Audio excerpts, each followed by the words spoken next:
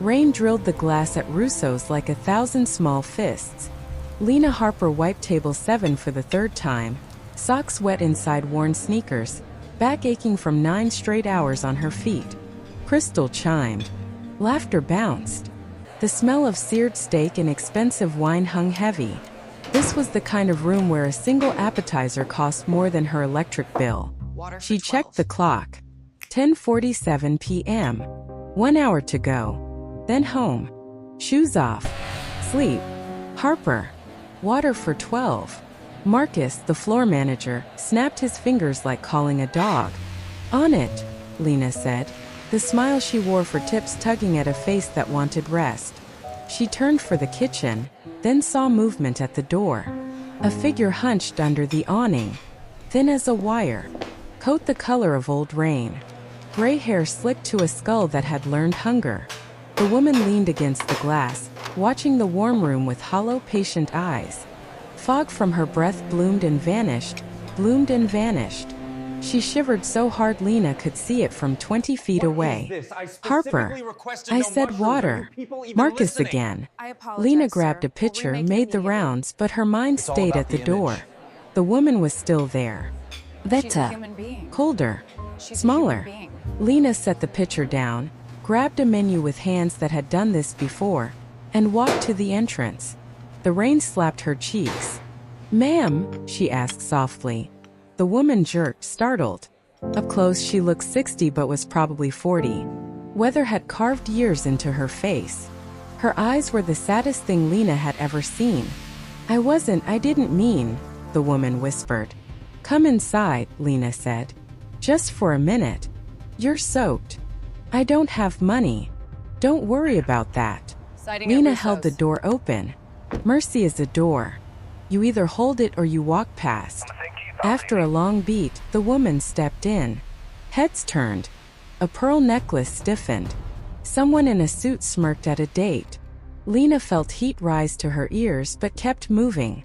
She guided the woman to the corner booth, the one half hidden by a ficus and a framed review from a magazine that never paid the servers enough to read it.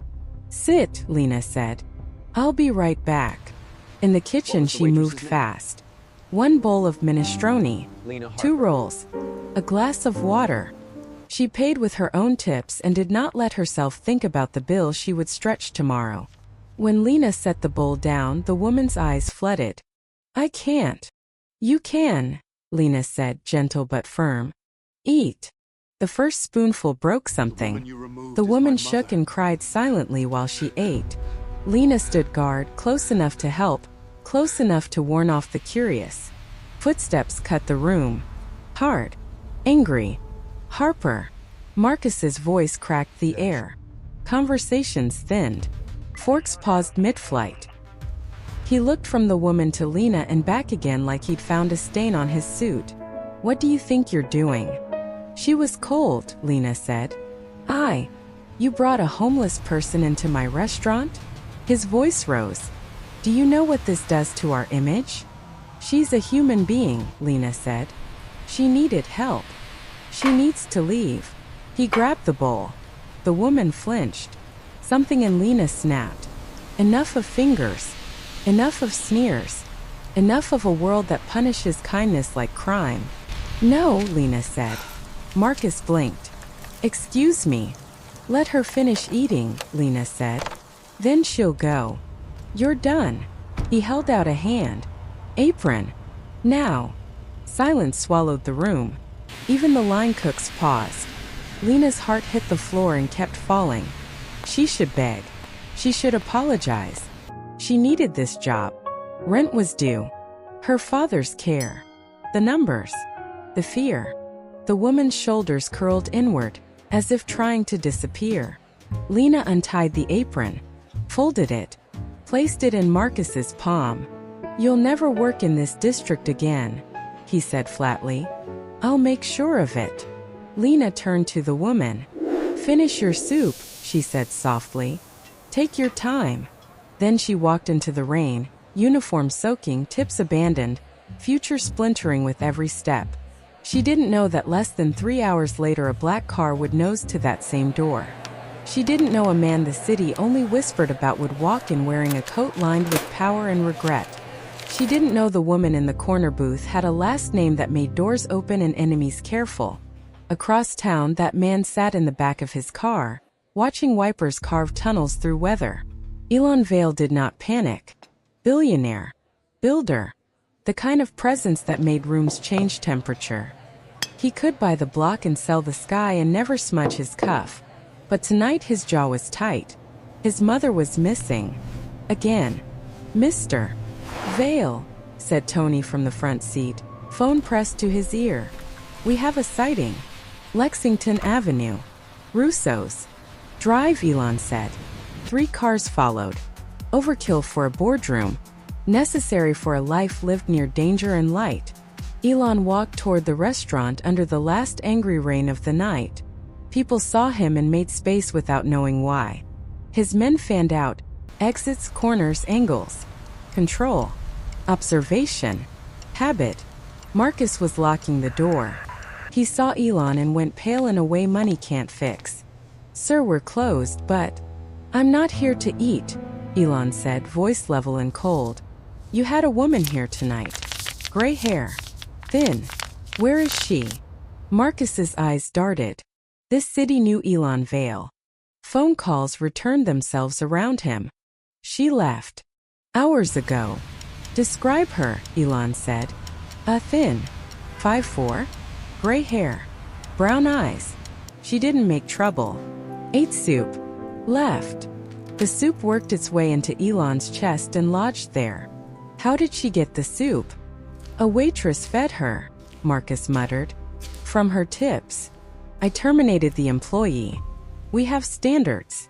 What was the waitress's name? Elon asked. Lena Harper, he said. But she no longer. Where does Lena Harper live? I can't. Employee privacy. Elon only looked at him. He didn't need to raise his voice. Some power is measured in silence. Marcus cracked. I'll get her file. While Tony relayed orders, 3 teams sweep shelters, hospitals, churches, Elon stood still. He pictured his mother outside, wet, hungry, watching warmth she couldn't enter. He tasted failure. It tasted like rain. Marcus returned with a manila folder. Hands shaking. Elon scanned the page. A small photo of Lena Harper. Young. Tired. Kind-eyed. The kind of smile that keeps other people standing. Tell me what happened, Elon said. Marcus told him. Soup. 2 rolls. A glass of water. A corner booth. A firing. An exit into a storm. She was stubborn, Marcus added, a curl of contempt. Wouldn't listen to reason. Something moved behind Elon's eyes. Not anger first. Grief. The woman you removed, he said evenly. She is my mother. Marcus swayed, color fleeing his face. Sir, I didn't. I had no idea. Of course you didn't, Elon said, voice soft enough to be terrifying. You didn't bother to see. Mr. Vale, I can rehire the girl tomorrow right now. You'll do nothing, Elon said. And Marcus, if you contact Lena Harper in any way, you'll wish you hadn't learned my name tonight. He tucked the file under his arm, turned, and stepped into the rain that had finally forgotten how to be cruel. Find her, he told Tony as the car doors shut. Find my mother. Keep the waitress safe. Already moving, Tony said. Elon stared at Lena's photo again. A stranger who'd fed a stranger, and in doing so, had stepped into a story she did not ask to enter. She had given what she couldn't afford to give. She had chosen mercy over wages. In his world, debts were tracked in ledgers and lawsuits. Tonight, a new kind of ledger opened. The waitress, he said quietly, voice almost a prayer. Protect her. The car slid through wet streets. Somewhere a church door unlocked. Somewhere a soup kitchen lifted its ladle. Somewhere a floor manager rehearsed a lie. Lena walked home under a sky that felt heavier than weather. She could see through Russo's window, Marcus already scrubbing the table like you can erase kindness with bleach. But some acts don't wash out. They set. They cure. They harden into fate. Her phone buzzed. Another rejection email. Rent due. Electric due. A father in a place far away who needed the money she no longer had. She reached her building dripping, heart-hammering, breath cold. She did not know that a convoy had already turned toward Queens. She did not know Tony would memorize her block and put a man at each end. She did not know that by morning the city would learn a different name for her job. Morning came like a bill left under the door. Lena Harper woke to the taste of last night. Rain metal, the word fired. Still ringing in the place where pride used to live. She brewed coffee that smelled like courage and counted cash that did not add up. Rent, due in 5 days. Metro card, empty. Electric. Blinking red in her email. She sent a text to her dad's facility in El Paso. Just a heart, because some days love is the only thing you can afford to send, and opened her laptop. Applications. 7 of them before noon. 3 callbacks by 1. A sliver of relief. She put on her best blouse, the one that pretended to be new, and walked into interview number 1 with a smile that had held up entire nights.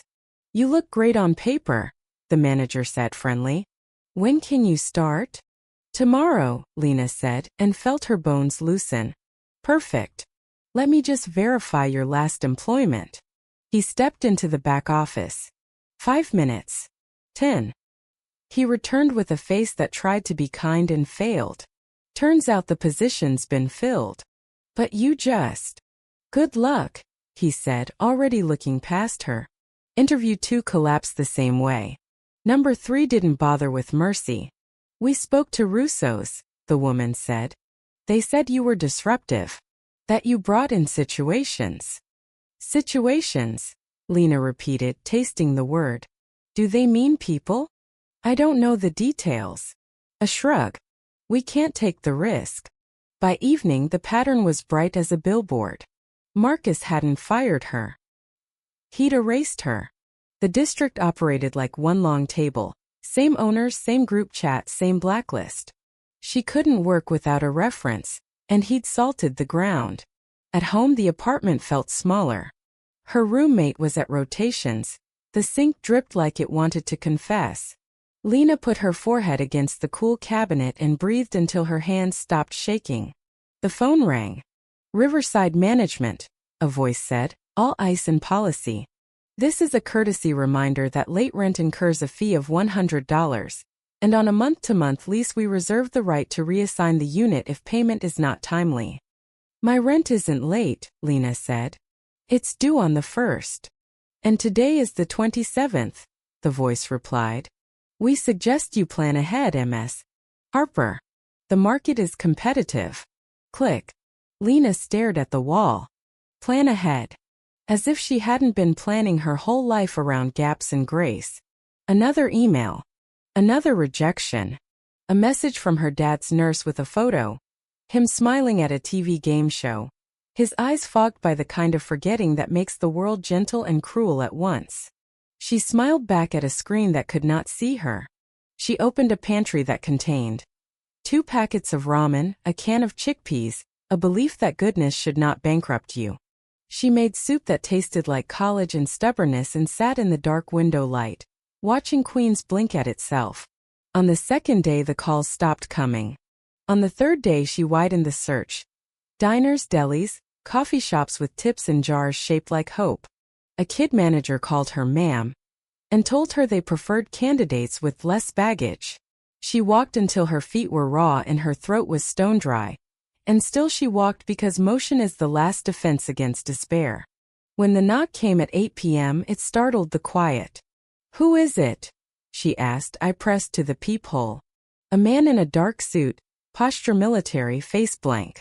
Another shape lingered near the stairs, watchful. Ms. Harper, the first man said, voice professionally calm. My employer would like to speak with you. He's downstairs. My employer, she repeated. I don't have one. Mr. Fail. The name hit 2 places at once. Last night's folder, tonight's heartbeat. I'm not going anywhere with strangers, Lena said, chain still fastened. Of course. He nodded, as if accounting for gravity. He asked me to say it concerns the woman you helped outside Russo's. He would prefer to thank you in person. Lena looked down at her socks, at the patch in the carpet where sunlight died by noon, at the life that had narrowed to a room and a calendar. Pride told her to say no. Pragmatism told her she did not have the luxury. "I'll come down," she said. "But I'm not getting in any cars." "Understood." She zipped a cheap jacket over a cheaper t-shirt and followed him down 3 flights that smelled like hot dust and last night's fried plantains. Mrs. Chu from 3B cracked her door. Mr. Rodriguez, who took his mail like it owed him money, counted the stairs under his breath. On the street, a black sedan idled, quiet as a held breath. The rear door opened. Elon Vale stepped out into the streetlight. He looked younger than his reputation. Or maybe reputation ages you twice. Sharp suit. Rain-dark hair. The kind of steadiness that makes chaos behave. If power has a scent, it's leather and ozone and a faint, expensive cologne that says I don't need to shout. "Ms. Harper," he said. "No theatrics." He offered his hand. "Thank you for coming down." "Thank you isn't necessary," she said, not taking the hand. "Soup is cheap." "Dignity isn't," he said, a ghost of something like humor moving through his eyes and vanishing. "May we sit?" They sat on the stoop, 2 steps down from her door, 2 worlds apart from her life. His men formed a loose perimeter that said nothing would happen without permission. "My mother has been found," Elon said softly. "She's safe." Relief surprised her. "Good. She told me about you," he continued. "About the soup. The way you stood there. The way you spoke to her like she hadn't been erased." Lena folded her hands in her lap to keep them still. "Anyone would have done the same." "They didn't," he said. "No accusation in it. Just fact. You did. And you paid for it." "It's fine," she lied. "I'll find something." "I know you were blacklisted," he said. "I know your landlord called. I know your father's facility. I know more about you than strangers should know because last night you stopped being a stranger to me." She flinched. "Are you threatening me?" "No. I'm apologizing for what my name does to rooms, and I'm trying to correct what someone did to you using the small amount of leverage I have over gravity." He paused. "I can make the calls stop. I can make other calls start." "I don't want a favor," Lena said. "I want the world to be fair." "So do I," he said without flinching. "But until it is, I can make it less cruel." The sedan's headlights caught raindrops just beginning again, as if the weather had eavesdropped and decided on a mood. "I'm not for sale," she said. "I'm not buying," he answered. "I'm returning what was stolen." He slid a card across the step. "No name. Only a number. Heavy stock, edges precise. If you need help," he said. "Real help. Call." Lena stared at it. At him. At the men who could halt a street with a look. "What would it cost?" "Nothing," he said. Then more honest. "Nothing you don't choose to give." He stood. "Also," he hesitated, "the way men do when the next sentence matters. If anyone approaches you because of me, call that number. There are people who dislike me professionally." A small tired smile. "Violently sometimes." "Good to know," she said dryly. He inclined his head. "Thank you, Ms. Harper." The car doors shut with the hush of money. The convoy pulled away. The block exhaled. Upstairs, Lena set the card on the table like it might set her on fire. She ate ramen and scrolled through rejection emails and tried not to look at the number. The next morning, a restaurant that had told her no called back. Then 2 more. Hope fluttered its exhausted wings, until each we'd love to meet turned, after a quick hold music and a quiet apology, into position filled. By afternoon, her voicemail was a graveyard. At dusk, on her way back from another polite humiliation, a gray sedan glided up beside her and paced her steps. The passenger window slid down. A man in an immaculate suit leaned out. Lawyer face. Shark eyes. "Ms. Harper," he said. Walk with me a moment. No. He smiled like he could buy the word and return it broken. I represent certain interests who are very curious about your new acquaintance. Elon Vale inspires curiosity. You understand. I don't know him, Lena said. And I don't want to. That's the problem, he murmured. You don't get to choose what you are to other people. But you can choose who you are with. He held out a card she didn't take. Sometimes protection is a decision made before you need it. I'm protected by minding my own business, Lena said, and turned down the next block. He didn't follow. The car did. At her door, Lena locked the chain and slid to the floor, breath shallow, palms cold. Pain wasn't always loud. Sometimes it was a quiet, steady pressure, like the city resting a boot on your ribs. She picked up Elon's card. Put it down. Picked it up again. She did not call. Somewhere in Manhattan, a billionaire told a room full of men to make a blacklist disappear.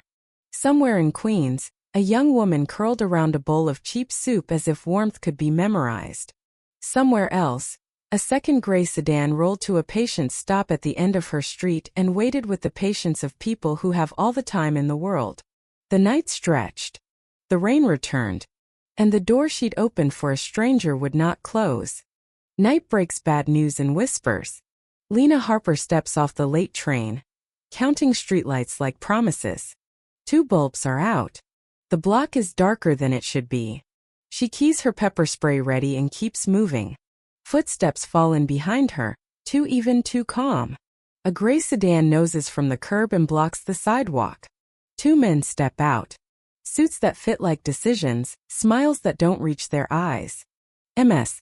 Harper, the smoother one says. 5 minutes. No, Lena answers, and that's when they stop pretending. Hands close on her wrists.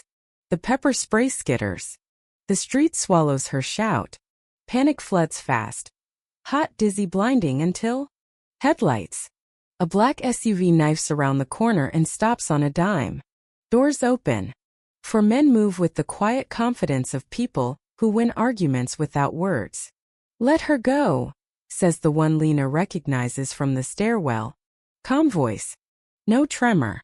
The men holding her hesitate, do the math and lose. Fingers release. Knees soften. Lena stumbles back and the calm voice is suddenly beside her, steady as a railing. I've got you, he says. You're safe. He gets her into the SUV. Hands her water. Sits forward, eyes on the door, listening for trouble that has already fled. Minutes later, a different car glides into a gated driveway that looks allergic to sirens. A townhouse with old bones and new cameras. The door opens without a knock. Inside, the light is warm and ordinary, like a promise not to make tonight worse. A kettle hisses on a modern stove. Someone has thought about blankets. About quiet. About shock. Elon Vale arrives without an entourage. No tie. Shirt sleeves rolled. Fury bangs so carefully it looks like control. His eyes go first to Lena's wrists, purple moons rising under skin, then to her face, measuring damage like a surgeon. Anywhere else? He asks. No, Lena says. They grabbed. Your people stopped it. Good. He exhales once slow. I'm sorry. For what? For putting you in a line of sight you didn't ask to stand in. His gaze flicks toward the window, past the glass, past the city. I should have anticipated how quickly they'd test that. They? Lena asks. People who believe leverage is love and fear is language, he says. They're wrong, but they're loud. Silence settles, gentler than the one in her apartment ever is. The kettle clicks off.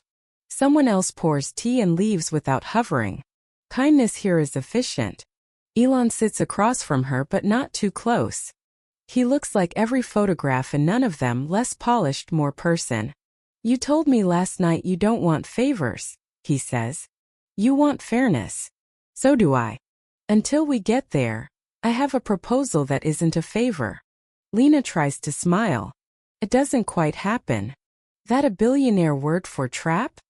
He almost smiles back. It's a blueprint. He opens a slim folder.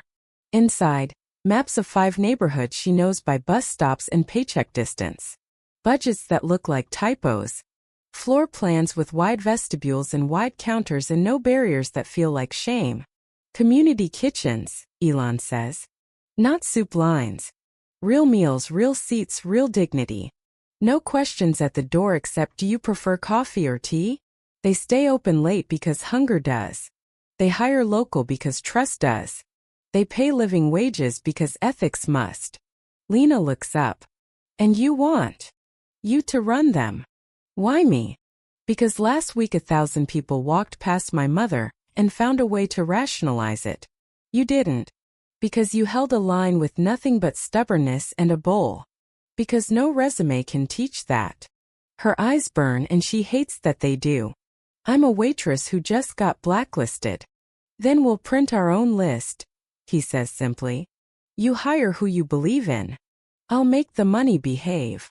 Lena flips another page. Schedules. Vendors. A training module titled First Names First, and beneath it in a different hand, his. A note. If they've eaten with us twice, we should know what warms their winter. She swallows. What's the catch? It has to be clean, he says. Auditable. Transparent. No hidden strings. If anyone tries to trace money that shouldn't be there, they'll find nothing because there will be nothing to find.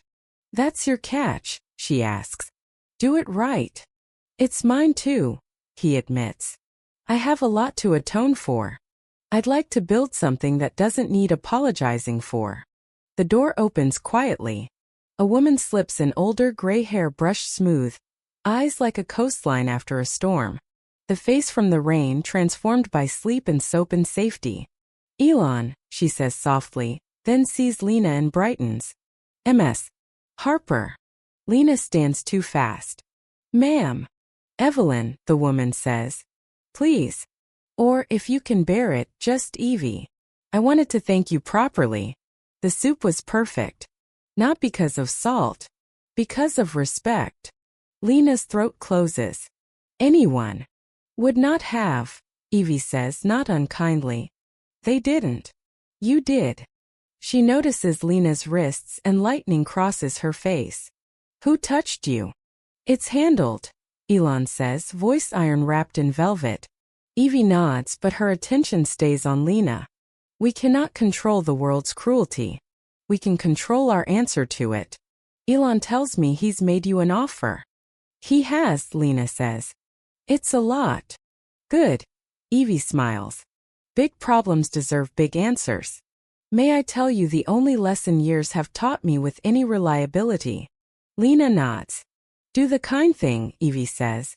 And when the world punishes you for it, do it louder and with friends. The line makes something loosen in Lena's chest. The way grief sometimes loosens after a good hard truth. Elon clears his throat. There's one more piece. If you say yes, I'll ensure you're protected while you build. Discreet security. Not a spotlight. A shadow that moves when necessary. I don't want to live in a cage, Lena says. You won't, he answers. You'll live in motion. I'll make sure nothing stops you moving. She looks down at the folder again. East Harlem. Sunset Park. Mott Haven. Jackson Heights. Places where hunger and pride sit at the same table pretending not to know each other. Budget says fresh bread daily, she murmurs. Bread tells the room you planned for them, Elon says. And that they're welcome to stay long enough for it to still be warm. Lena closes the folder. Opens it. Closes it again. Behind the numbers is the shape of a life she might love. Messy, relentless, meaningful. What if I fail? She asks. Then we learn, Elon says. And we try again. I prefer pilots to press releases. If the first site breaks, we fix the break and call it design. Evie's hand finds Lena's. Warm, steady. You already passed the only test that matters. You were kind when it cost you. Lena thinks of the back door at Russo's, the rain on the window, the way the room had looked at a hungry woman like she was a stain. She thinks of every night she's gone to bed wishing she could do more than tip extra or sneak leftovers out without getting written up. She thinks of a city that can feed the world and still lets its own go hungry. Okay, she says, surprising herself with how sure she sounds. Yes. I'll do it. Elon's shoulders drop half an inch, as if he's been holding a weight he didn't want her to see.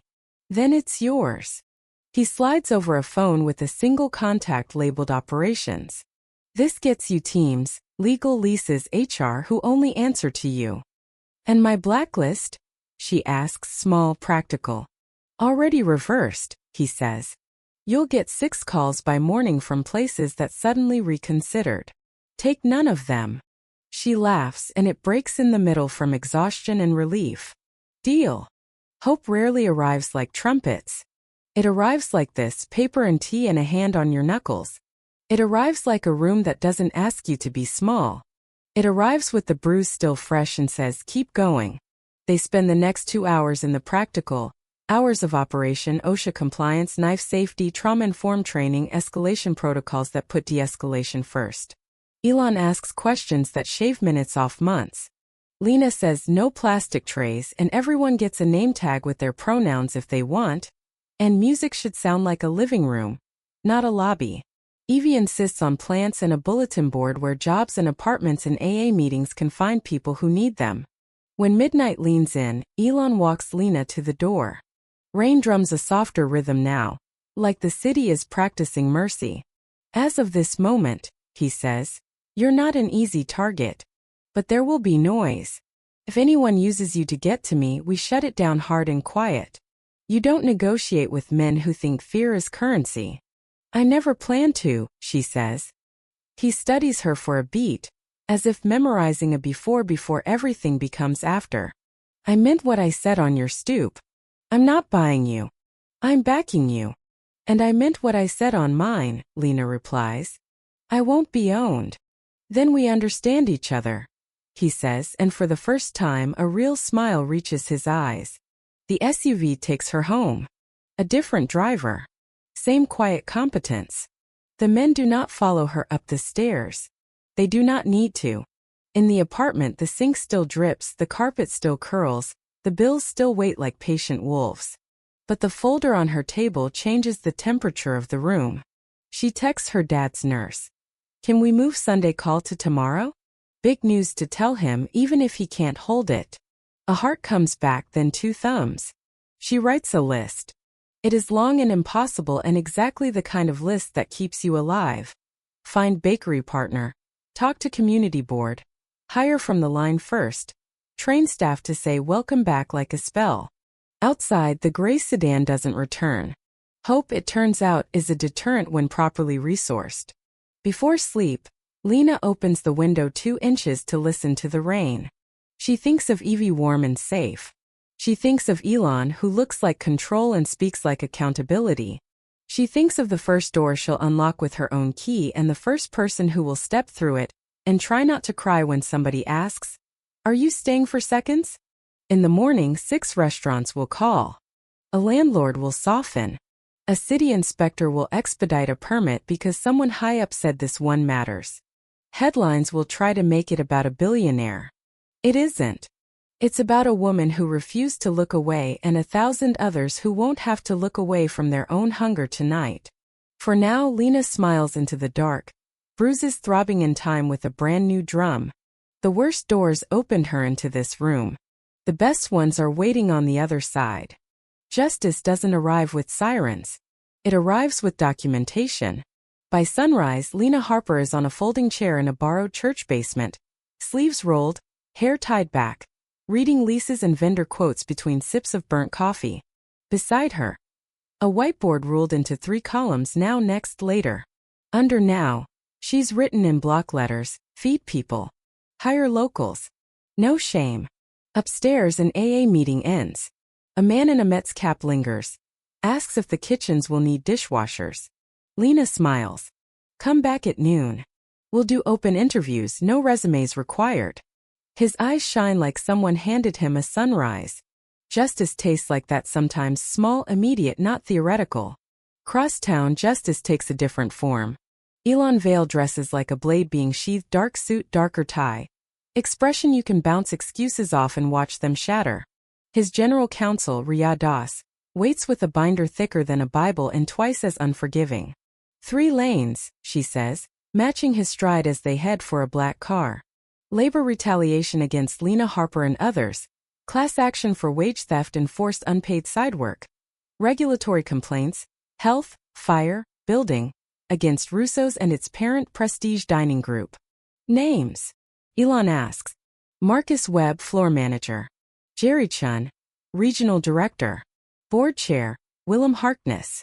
Private Equity Owner. Norton Ridge Capital. Her smile doesn't reach her eyes. The kind of men who call themselves stewards of hospitality and tip badly. Evidence, he says. Riyad taps the binder. Signed affidavits from 6 servers, timestamp text threats, POS data showing off-clock sales, security footage of Marcus ejecting a guest for ruining the ambience by crying. She pauses half a beat. And a recorded call. Quality. Broadcast quality, she says. HR telling a different server she'd be blacklisted for insubordination if she comped a meal without managerial approval. Elon nods once. File everything. Today. We will, Ria says. And Elon press? After the filings, he says. We don't accuse. We present. He means it. Justice that sticks doesn't posture. It shows its work. At 10 a.m., an email lands in the inbox of every Prestige board member. Subject. Demand to cure retaliation, wage claims, and public health. It is concise, surgical, devastating. It offers a path. Reinstate wrongfully terminated workers, expunge internal blacklists, fund an independent worker protection council with binding power, donate a year's profit from the flagship restaurant to community kitchens. No naming rights, no plaque. It offers a deadline, 48 hours. At 11 a.m., an IRS auditor who hasn't smiled in a decade does a small, private one reading a tip packet labeled Anonymous. It is neat, tabbed, and annotated. The language is polite. The numbers are not. At noon, Lena's basement fills with neighbors. A line curls down the hallway, full of men and women who know how to work and how to be talked down to. She stands on a milk crate, heart hammering. Hi, she says, voice steadying on the second syllable. I'm Lena. We're building kitchens where the first ingredient is respect. If you've been invisible lately, we're especially looking for you. Hands go up. Stories come out. A woman who commuted 2 hours for graveyard prep and never saw daylight. A teen who can break down a line in 6 minutes flat. A man with a sous chef resume and a parole officer. 2 rules, Lena says. We learn names. And we lead with yes, especially when the world told you no. Evie sits in the corner, taking down phone numbers like they're fragile heat. She catches Lena's eye and nods. Keep going. By 2, Elon is in a glass conference room that looks over a city pretending to be invincible. Across the table, Norton Ridge Capital's managing partner, a man whose smile says he mistakes confidence for character. Elon, he says, spreading his hands. Let's be reasonable. I am, Elon says. That's why you're still sitting down. We can settle this quietly. The partner's tone turns avuncular. No one wants a circus. Circuses are for distraction, Elon says. This is for correction. Riyah slides a flash drive across the table. Timeline. Exhibits. Redactions we chose to make because we are not in the business of humiliation. The partner glances at his lawyer. The lawyer glances at the floor. Elon waits. He's learned that silence is a lever. 48 hours is. The partner begins. Merciful, Riyah says. The meeting ends without a handshake. Justice isn't a social call. At 4, Prestige sends a letter. They call it a good faith opening proposal. It offers a donation small. An apology smaller. Lena's rehire. Conditional. Riyah reads it once and lifts one eyebrow. They think this is a PR problem. Elon writes 4 words in the margin. Make it a math problem. At 6, a press advisory goes out from Vail Systems Communications. Community Kitchens Initiative, pilot announcement. Says nothing about lawsuits. It says everything about outcomes. 5 sites, 1,500 hot meals a day to start. Pathways to employment. Built-in childcare corner so parents can eat without balancing the impossible. Reporters bite. Some sniff for scandal. Many don't. Lena's phone buzzes until she turns it face down and goes back to making a hiring grid that treats lived experience like a credential. At 8, Justice chooses theater. Elon stands outside Russo's not to grandstand, but because some things need to be said where harm happened. The awning still glitters. The host stand still gleams. Inside, a dozen staff members watch through glass, eyes wide, tired, hopeful.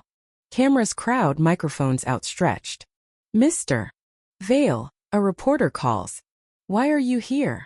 Elon glances at the restaurant behind him, then at the lens like it's a person.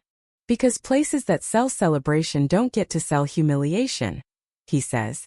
Because workers here and across this city deserve safety, fair wages, and dignity that doesn't disappear when the check drops. Because a woman got fired for feeding a hungry guest. I'm not here to punish. I'm here to correct. What do you want? A cure, he says. In full. Reinstate wrongfully terminated staff with back pay, and an apology they write. Not their lawyers. End blacklists. Post clear policies publicly. Fund a worker-led council with the power to stop retaliation before it starts. And contribute meaningfully without branding to the kitchen's MS. Harper is building. Is this charity? It's accountability, he says. Charity asks for applause. Accountability asks for receipts. Lena isn't on the sidewalk. She watches from around the corner, a cap low over her brow, Evie's hand on her arm. Feels like a verdict landing on the right desk. Inside Russo's, Marcus Webb watches too, color rising and falling in his face like bad tide. A busser who saw him throw out a crying woman last month takes a slow breath and stands taller. That night, Nordenridge's board splits into 2 camps. Those who want to cave and count their losses, and those who want to fight and hire a crisis firm to buy them better adjectives. The numbers, Riyaz's numbers, break ties. You can argue with optics. You cannot argue with payroll fraud. By morning, the dominoes start. Prestige announces a temporary leadership transition. Marcus resigns to pursue new opportunities. Jerry Chun retires. The board chair takes an indefinite leave. Everyone in the industry knows what these verbs mean. The city's better restaurants text their staff. Anyone we've retaliated against. Come talk, no questions. Few mean it. Riyaz files the formal suit anyway. You do not trade systemic change for apologies and headlines. You staple it to court orders and consent decrees that outlive news cycles. At noon, Lena signs the first lease. Keys are heavy. Hope is heavier. Justice, it turns out, weighs the most because you carry it with both hands. She unlocks the door on a brick storefront in East Harlem that spent the last 2 years empty, and the last 10 pretending to be useful. Dust motes dance in a shaft of light like a choir remembering lyrics. Okay, Lena says, to the room, to the future. Let's make you a kitchen. The first crew arrives. A carpenter who learned on Rikers, an apprentice with patience. An electrician whose father taught her not to compromise on wire gauge or people. A painter who charges less because he remembers what it felt like when nobody could afford him. They pull tape, roll drop cloths, mark studs, and laugh the way people laugh when they're turning blank space into purpose. Elon shows up with coffee and stays long enough to ask the kind of questions that save 3 days later. He kneels to pop an outlet cover and check the box. He listens more than he talks. He takes a photo of Evie standing in the doorway like she built the building herself. Press wants you, Riyaz texts him. Tonight on NewsHour. Send Lena if she'll go, he replies. Lena goes. Not because she wants cameras, she doesn't, but because justice needs translators. In the studio, the host asks, "Why you?" Lena doesn't flinch. "Because I got angry at a bowl of soup," she says. "Because the rules I was told to follow would have kept a woman in the rain. Because if policy punishes kindness, the policy is wrong. What do you say to people who call this a billionaire vanity project?" She thinks of flour-dusted aprons and a dishwasher's laugh and a bulletin board full of second chances. "I say come for lunch," she answers. "See who runs it. It isn't him. It's us." The clip goes viral, not the outrage kind, the oxygen kind. Volunteers flood the inbox offering childcare shifts, GED tutoring, resume help. A grandmother writes, "I can stir soup and tell good stories if that helps." Lena forwards it to the program director they just hired in ads, hire her twice. By week's end, Prestige signs a consent agreement. It's not perfect, it never is, but it has teeth. Back pay clears into accounts that haven't seen daylight in months. An independent hotline goes live, staffed by people who know the difference between a complaint and a cry for help. Blacklists get shredded on camera. The worker council meets in a borrowed union hall and elects a chair who doesn't raise his voice to be heard. Marcus tries to soft-land at a smaller restaurant in the West Village. The owner, whose mother lived on soup for a winter, sends him away with a quiet, "We're good." Justice doesn't restore what Lena lost: sleep, the soft certainty that the world is basically fair, because those things aren't hers anymore. It gives her something else: leverage pointed in the right direction. On Friday, the first ovens install. The crew cheers like a starting gun. Lena chalks a simple menu on a board: chicken and rice, cilantro, lime. Lentil stew, roasted carrots. Salad with real tomatoes, yes, in season. Bread still warm. Coffee that doesn't punish you. Under it she writes, "Pay if you can. Eat if you're hungry. Stay if you're lonely." Evie adds a sticky note that reads, "Poetry night Thursdays." Elon lingers by the door, watching a city he loves and has injured, and is learning to love better, make room for itself. "Are we ready?" he asks.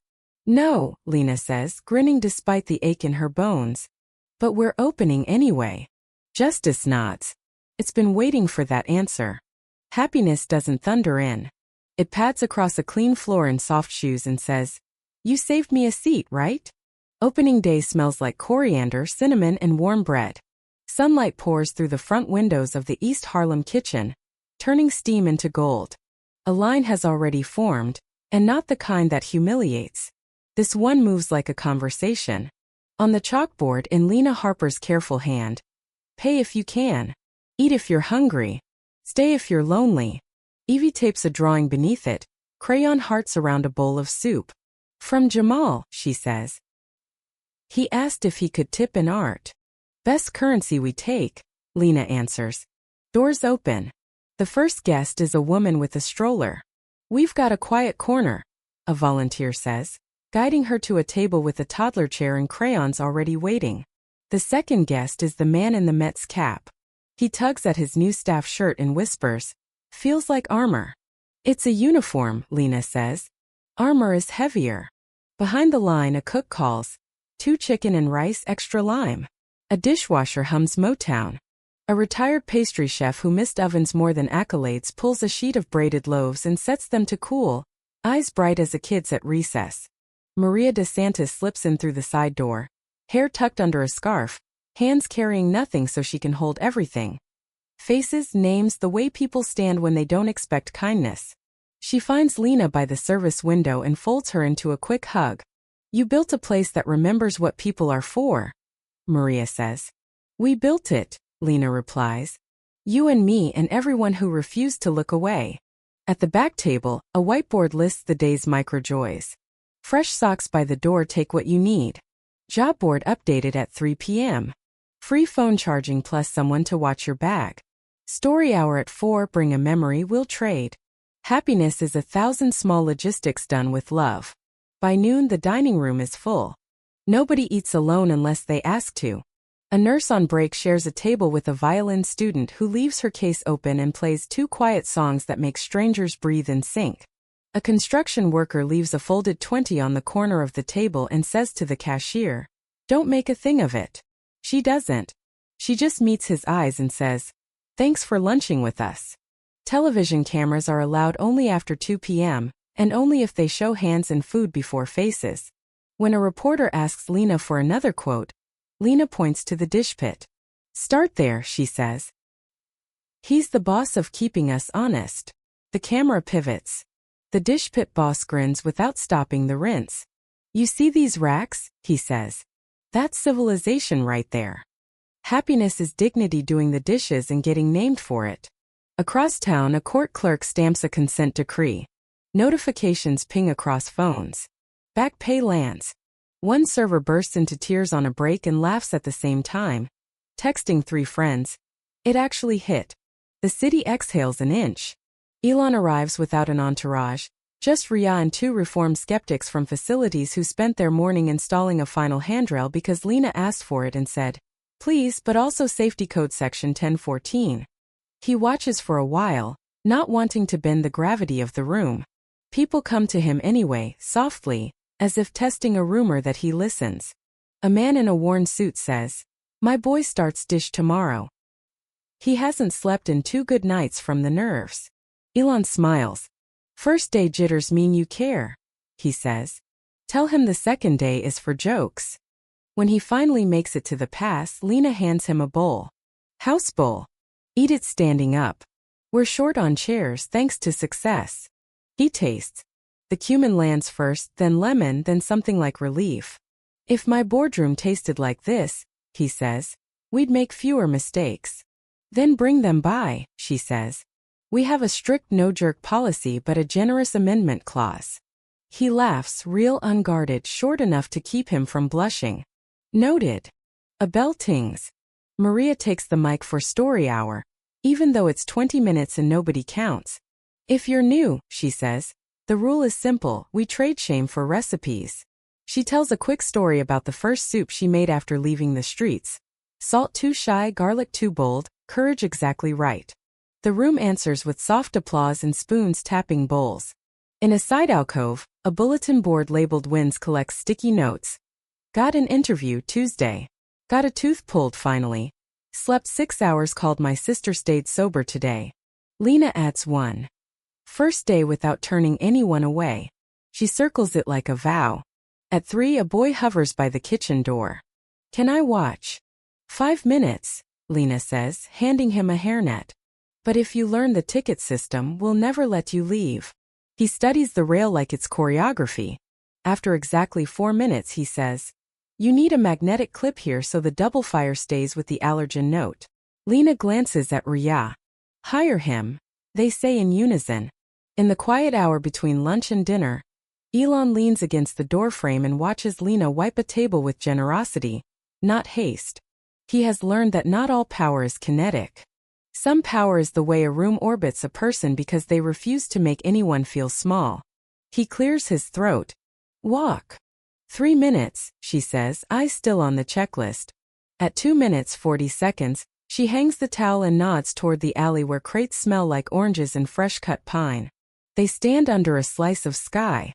Steam curls from a vent. Writing secret messages to nobody. "Consent decree's done," he says. "It won't fix every room like this one, but it puts teeth where promises used to be." "Teeth are nice," she says. "So is a calendar. We need both." He nods. "You built this on hard mode." "I had practice," she says, meaning nights on buses, the sound of a manager's snap, the weight of saying yes when no would have been cheaper. He studies her like a blueprint. "You happy?" She considers. "I'm tired in the good way. The kind that means tomorrow has somewhere to go." "A beat." "You."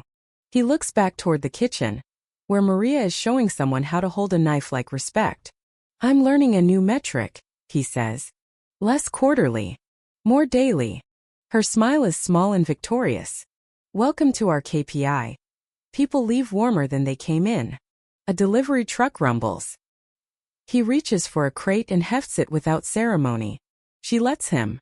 Partnership looks suspiciously like shared labor. By evening, the room is noise, good noise. Laughter with air in it. Clatter that doesn't threaten. A birthday song for a man who forgot his birthday until someone asked his name and wrote it on a slice of cake. The violin student plays a final tune that lands like a blessing. The Mets cap guy bus tubs with a flourish and earns a cheer. Happiness, it turns out, is measurable. Bowls washed, names learned, shoulders lowered. As they lock up, Evie flips the sign from "Open to see you tomorrow" and kisses 2 fingers to the glass. The crew lingers to retell the day's favorite moments. The kid who traded a poem for seconds. The woman who asked if hugging the bread is allowed. The security guard who left with containers for the night shift on his block. Lena draws a heart next to tomorrow on the prep list. Elon adds a small note below it in block letters. "Order more lemons." Ria adds with a lawyer's neat hand. "And more chairs." Phones buzz. Messages from the other 4 sites. Construction ahead of schedule.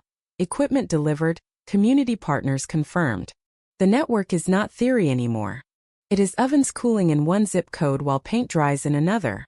On the sidewalk, night air tastes like rain that changed its mind. Maria slides her arm through Elon's. You did good, she tells him. By which I mean, you let someone else do better. He squeezes back. She wouldn't have let me do otherwise.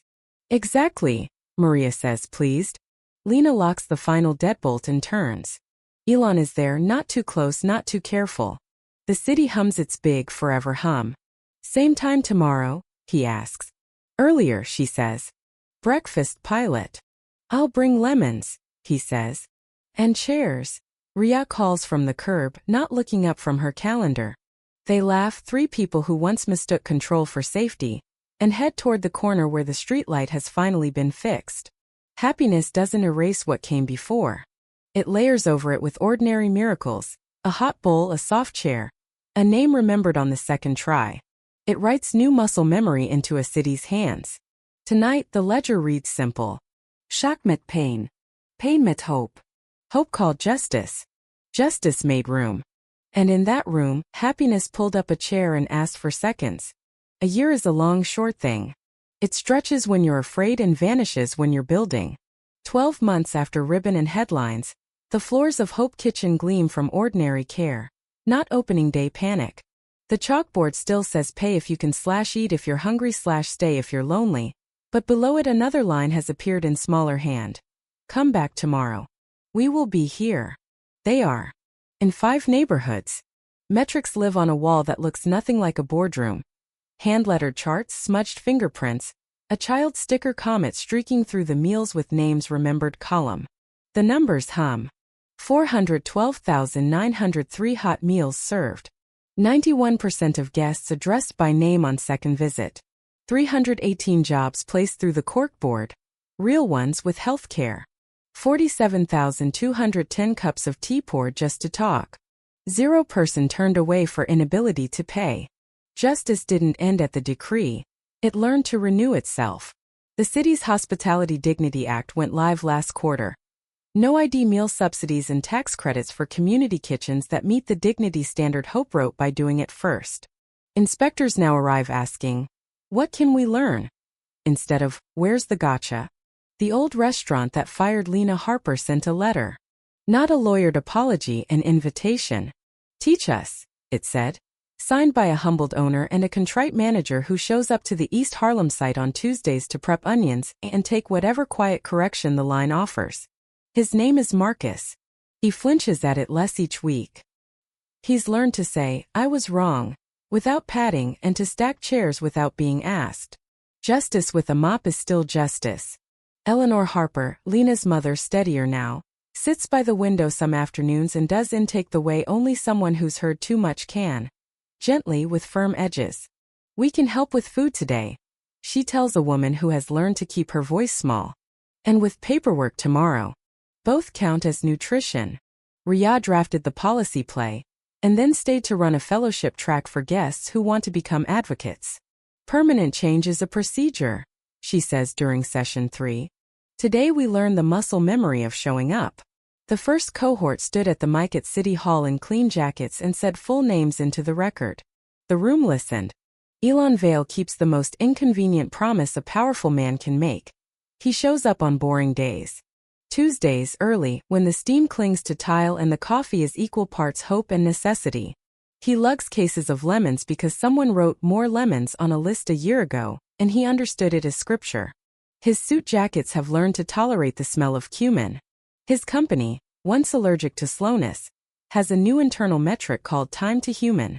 It tracks how fast the machine remembers people. Bonuses move with it. The first time a product team delayed a launch because the field kitchen needed ovens more than their demo needed optics, investors growled. Then earnings arrived and loyalty showed up as retention and brand gravity, and the growling stopped. The board asked him to explain the strategy. He said, we removed false emergencies, and the slide was just a photo of a long lunchroom table with real light. Not every chapter is a triumph montage. Some days smell like a pan too long on the fire. There's the January week when the pipes freeze at 2 sites and the plumbers are already booked saving nursing homes. Staff make tea on camp stoves and serve sandwiches wrapped like small gifts. A volunteer's scarf keeps the coffee urn from going sullen. People eat closer, warming the air with conversation. On day 3 the pipes thaw and someone cheers like it's spring. There's the afternoon a donor arrives wanting his name on a wall larger than the wall. Lena offers him dish duty. He laughs, then realizes she's literal. 3 trays in, he understands why the wall of names is the same size as the wall of recipes, and why both are small. There's the op-ed that calls hope performative empathy. The author comes in incognito to confirm his cynicism and leaves an hour later with onion hands and a name tag reading Eric. The first time in months anyone has called him something other than sir or at. 2 weeks later he writes a correction titled, "What I Got Wrong About Heat." There's worry always.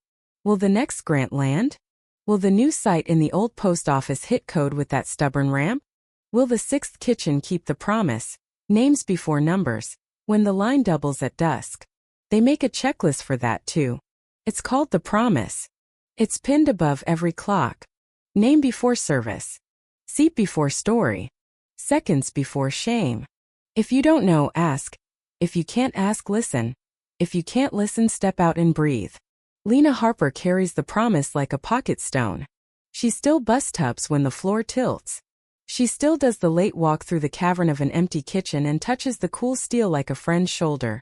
Thank you, see you in 6 hours. Her office is still a stool by the pass. A plaque someone tried to sneak onto the door, executive director, now lives under a magnet that says Dish Pit Diploma. The city has learned her name the way a neighborhood learns where the lights left on. Strangers stop her on the sidewalk to say, "My brother got a job. The soup tasted like a memory. You made my mom feel tall." She says thank you without deflecting because accepting gratitude is work too. And Elon, whose algorithms used to be the only map he trusted, learns a slower navigation. When his day goes feral he texts, "Delivery run?" And she replies with an address and a winking lemon emoji. They drive boxes across town with the back seats folded down and the heater arguing with the night. They argue cheerfully about salt. They don't name what's growing between them because not naming sometimes protects the tender. One night, after a double snow and a triple shift, they stop on a bridge because the river is wearing stars like a borrowed dress. Their breath makes short clouds. "In another life," he says, eyes on the water, "my best decision today would have been shaving 2 minutes off a meeting. In this one," she says, "you carried 4 crates and didn't drop a single lemon." "I kept one," he admits, producing it like a magician. "For tea. Tea tastes like truce," she says. "Between who?" "Between hurry and purpose." He nods. The wind straightens his posture. The quiet between them is a kind with its own grammar. Spring drags its heels, then arrives all at once. The 6th site opens in a rehabbed library branch. The children's nook becomes a homework corner with sockets that always work and the good pencils. A chalk mural announces, "You belong in every room you enter." Evie, now the teen liaison everyone listens to, adds, "Even the ones with bad carpet." The pilot breakfast program that began as a joke becomes a lifeline. Construction crews come at dawn and leave notes with foundation jokes on the tip jar. Nurses finishing nights fold into seats and drop their shoulders for the first time in 12 hours. A woman in a housekeeping uniform says, "This is the first place that doesn't treat me like a smudge." On the anniversary they don't cut a ribbon. They mend an apron. They read names of the year's small miracles. They sing badly and mean it. They pass a single microphone from kid to elder to kid again. Elon speaks last. Not because he's important, but because he is learning to follow the room he's in. "I used to ask, what scales?" he says, hands open. "Now I ask, what stays human when it does? This?" He gestures at bowls, at laughter, at the stubborn ordinary of 100 chairs. "This is my answer." Lena takes the mic and looks at the board of metrics like it's a garden. "We made a word problem into a people answer," she says. "We learned there's no such thing as the needy, only neighbors. We proved that efficiency without tenderness is just speed. And we are." Her voice trips, steadies with the room's breath. "We are not done." Somewhere in the back, the first man who ever feared the line stands and holds up a loaf like a trophy. The room cheers as if a city could hear. Later, long after the chairs stack and the lights find home, Lena locks up and leans her forehead to the glass. The street returns her reflection and superimposes the world over it. Bus lights, corner laughter. The orange blink of a crossing signal counting down and then choosing again to allow crossing. Footsteps behind her. Elon with a crate he refuses to leave for morning. He sets it down. They don't speak for a while. "You happy?" he asks, the same question from that first night in the alley, like a ritual. "I'm satisfied," she says, grinning. Happiness comes and goes. Satisfaction lingers. Also, we need more chairs. He laughs, forehead against the glass beside hers. "Noted. Add it to the list." "It's already there," she says, lifting the corner of a page on her clipboard. Under "Order more lemons," Ria's neat hand has written "Order more chairs," and below that, in the messy script of a kid and a cook sharing a pen, "Order more tomorrows." They stand a little longer in the doorway of a year they made. The city keeps happening. The promise keeps happening with it. Legacy isn't a statue. It's bowls stacked to dry. Its name's remembered on a Tuesday. It's the quiet muscle memory of a place that keeps saying, "Come back. We will be here."